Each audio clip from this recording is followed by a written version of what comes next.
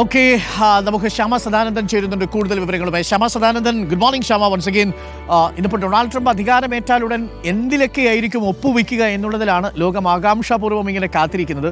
തീർച്ചയായിട്ടും കുടിയേറ്റമടക്കമുള്ള വിഷയങ്ങളിൽ നിർണായകമായ ഉത്തരവുകൾ നമ്മൾ പ്രതീക്ഷിക്കുന്നുണ്ട്. മാത്രമല്ല, ഉക്രൈൻ യുദ്ധത്തിലടക്കം എന്തെങ്കിലും സ്റ്റെപ്പ് എടുക്കാനുള്ള സാധ്യതയുണ്ടോ? എന്താണ് ലോകം കാത്തിരിക്കുന്നത്? എന്തൊക്കെയായിരിക്കും ആദ്യത്തെ പ്രധാനപ്പെട്ട തീരുമാനങ്ങൾ ലോകം പ്രതീക്ഷിക്കുന്നത്? ശ്യാമ. അരുൺ, കുടിയേറ്റം തന്നെയാണ് ട്രംപിൻ്റെ ഏറ്റവും വലിയ പ്രശ്നം. അതുകൊണ്ട് തന്നെ നിന്നൊരു 100 ഉത്തരവുകൾ, എക്സിക്യൂട്ടീവ് ഉത്തരവുകളിൽ ട്രംപ് സത്യപ്രതിജ്ഞയ്ക്ക് ശേഷം ഒപ്പുവെക്കുമെന്നാണ് നിലവിൽ അറിയാൻ സാധിക്കുന്നത്. അതിൽ ഏറ്റവും പ്രധാനം കുടിയേറ്റമാണ്. അവിടെ അതുപോലെ തന്നെ നാടുകടത്തൽ. 10,000-ഓളം ഇന്ത്യക്കാരും ഈ പട്ടികയിൽ പെട്ടിട്ടുണ്ട് എന്നാണ് അറിയുന്നത്. 15 ലക്ഷത്തോളം ആളുകളുടെ പട്ടിക US ധനവകുപ്പ് തയ്യാറാക്കി കഴിഞ്ഞിട്ടുണ്ട്. അതുകൊണ്ട് തന്നെ നാടുകടത്തലും കുടിയേറ്റവുമായി ബന്ധപ്പെട്ടുള്ള ഉത്തരവായിരിക്കും ഇതിൽ ഏറ്റവും പ്രധാനം. അതുപോലെ തന്നെ മറ്റൊന്ന്, ഈ ചൈനയ്ക്കും ഇന്ത്യക്കും കാനഡയ്ക്കൊക്കെ എതിരെ വരുന്ന ഒരു നികുതിയാണ്, അധിക നികുതി. വ്യാപാര കരാർ നടപ്പാക്കുന്നതുമായി ബന്ധപ്പെട്ട അധിക നികുതി ചുമത്താൻ ട്രംപ് ആലോചിക്കുന്നുണ്ട്. ഇത് സംബന്ധിച്ചൊരു ഉത്തരവും ചിലപ്പോൾ ഇന്ന് തന്നെ ഉണ്ടായേക്കാം. അതുപോലെ തന്നെയാണ് മറ്റൊരു കാര്യം വരുന്നത്, ജന്മാവകാശ പൗരത്വം റദ്ദാക്കുമെന്ന് ട്രംപ് പറഞ്ഞിട്ടുണ്ട്. അതുപോലെ തന്നെ വിദേശ ഉൽപ്പന്നങ്ങൾക്ക് തീരുവ കൂട്ടും.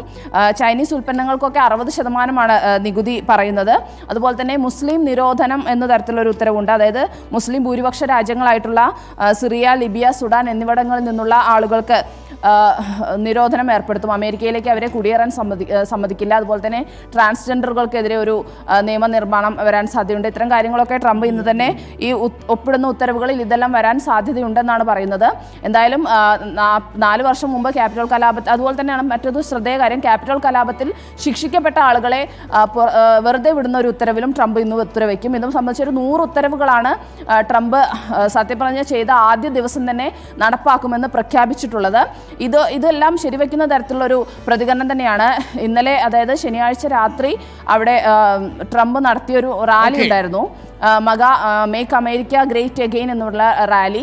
ആ റാലിയിൽ കുടിയേറ്റമാണ് ഏറ്റവും വലിയ പ്രശ്നം എന്ന തരത്തിലുള്ള ഒരു പ്രസ്താവനയൊക്കെ ട്രംപ് നടത്തിയിട്ടുണ്ട്. അതുപോലെ തന്നെ കാലാവസ്ഥാ വ്യതിയാനവുമായി ബന്ധപ്പെട്ടുള്ള ബൈഡൻ ചെയ്തു വെച്ച കാര്യങ്ങളെല്ലാം മാറ്റിമറിക്കുന്ന തരത്തിലുള്ള നടപടിയായിരിക്കും ട്രംപിൻ്റെ അടുത്തുനിന്നുണ്ടാവുക. അതായത് പാരീസ് ഉടമ്പടിയിൽ നിന്ന് അമേരിക്ക വീണ്ടും പിന്മാറാനുള്ള സാധ്യതയുണ്ട്.